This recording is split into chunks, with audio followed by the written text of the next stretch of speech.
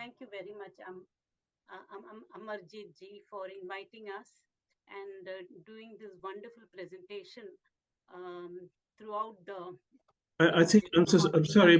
I'm sorry, but I think you have to speak up a little bit if you don't mind, please. Okay, so I will straight away go into the asanas. The asanas are not created out of the blue. They have come into existence as a methodical approach to living.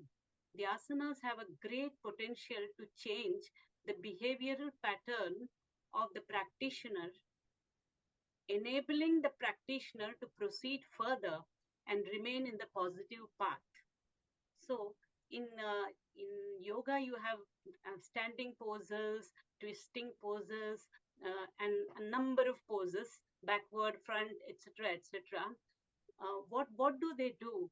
Actually, they promote um, one to do something in a different way. For example, the main path of Iyengar yoga is precision. I'm an Iyengar yoga student, and I have learned this yoga directly under BKS Iyengar, and nearly 40 years now. So, Iyengar yoga believes in precision. So, if, for example, if hands have to be straight, it has to be absolutely straight. If you have to bend the knee, it has to be exactly in right angles. So, there's no other way. The precision in the asana is not merely meant for the alignment of the part, but for the proper functioning of the human being. If the body is aligned with precision, the breath is aligned with some same precision. If the body is balanced, then the mind, the emotions, the senses get balanced.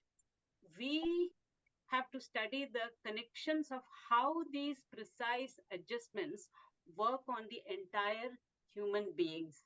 So, the regular practice of yoga keeps one healthy, agile, disciplined, and coupled with vegetarianism, keeps away all the diseases away. So, without wasting the time, I thank Amarjit ji for inviting me. Thank you.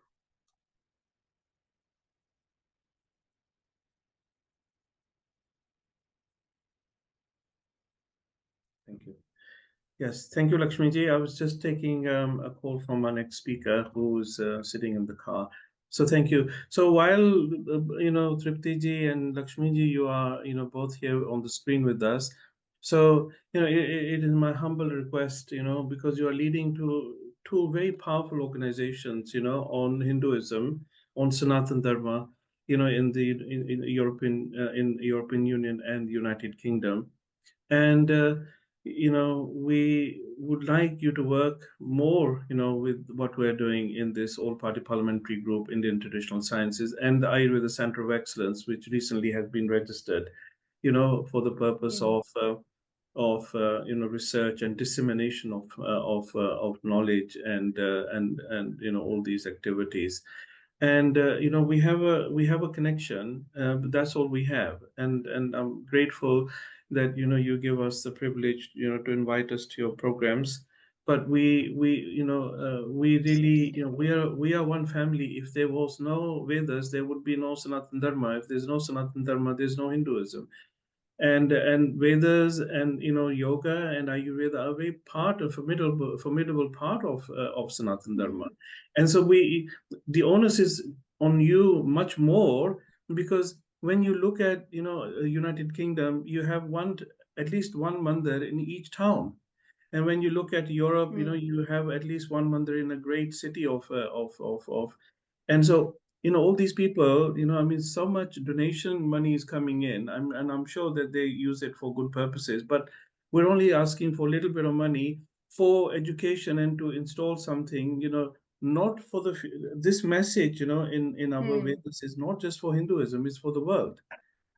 So I really would like to request both of you humbly, to have a meeting. We can, three of us, sit down and talk this through and see how we really have your staunch support on this, because it's difficult, Mm, for me to sort of just carry on doing this, for forever. yeah, no So thank problem. you.